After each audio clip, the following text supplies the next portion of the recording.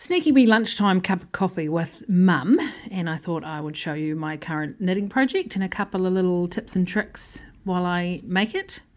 I've got no name for it as yet. It's going to be like a replica of my Eleanor scarf, which is a super bulky weight yarn, and I find that a bit hot, so I thought I would do an 8-ply weight one. And I don't know, will it be like, could we call it Eleanor, like Little Miss Eleanor or something like that? Possibly. Yeah. It's this exact same pattern. Yeah, exact same pattern. So pointed end, we will finish this off once I'm done with a lovely big tassel to give it some weight. And then maybe you can help me pick a name. That would be the go. So it has got iCord edges on both sides. So I'm just going to show you those and do a little bit of knitting, and you can just hang out. So the iCord edge is worked on the end of the row. So I'm just going to knit these like normal. And I've got increases. I'm just marking in my book whether or not I'm in an increase round. So I'm increasing on the right side only, and it's every second right side. So not this one.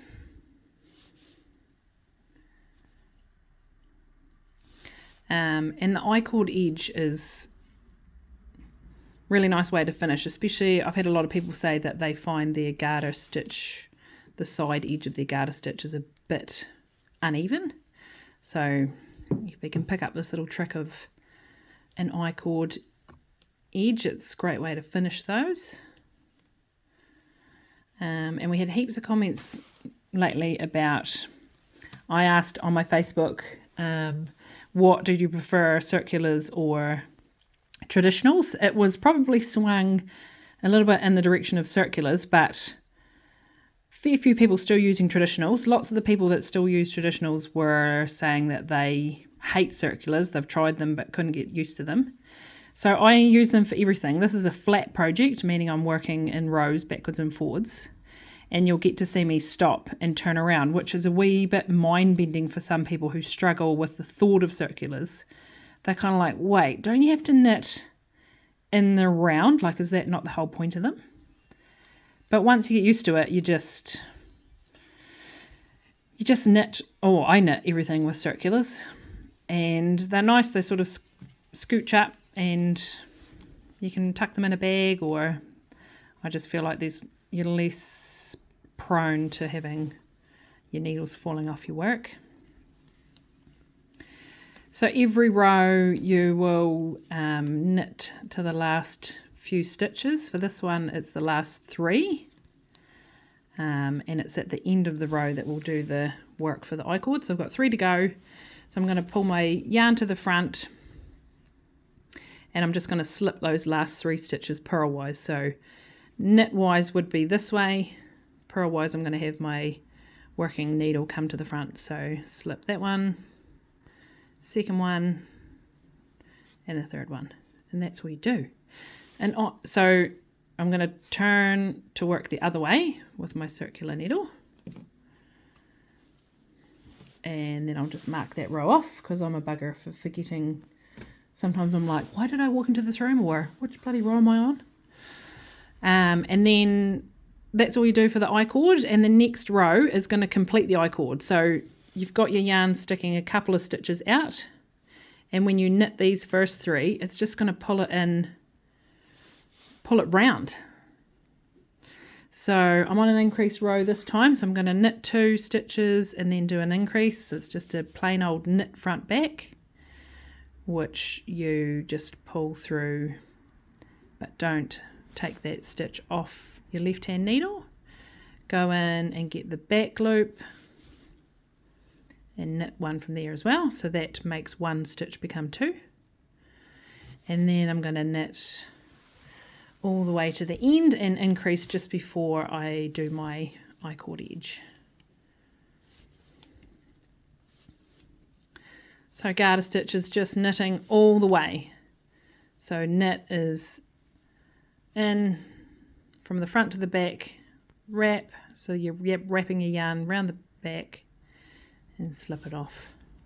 And I've got a really good beginner series that I'll link in the description below for you if you're like, I'm only just at level 0.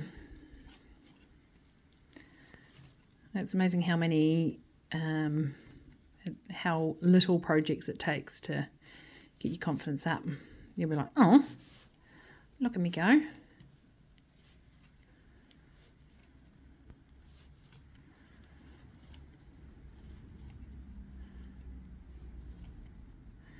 So I'm going to do the increase on this side on the 4th last stitch. So another knit front back. So I'm going to knit into the front loop to start with, just like you would normally for a knit. But I'm not going to slide that off, and I'll twist it round and knit into the back. Sometimes that can get quite tight because you've already got a knit on there, and it's just quite important to make sure you don't split your yarn. And knit another one from that stitch, and now I can slip it off. And then I'm going to do my iCord edge again. So I'll pull my yarn to the front, and then I'm going to slip 1, 2, 3, and turn to work around. I better not forget to mark that off. This is my super duper little messy what happens in my brain and my book before it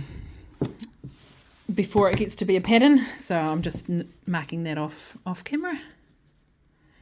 And this is me. So I'm just going to keep increasing every 4th row until I'm at the right width. I'm not quite sure what that width will be yet.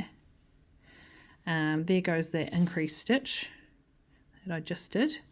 And it can sometimes be a wee bit tighter, but it works out once you've knitted it once. So yeah, that is, what have I shown you today? You're seeing how to knit, how to increase with a knit front back, iCord edge, working with circular needles.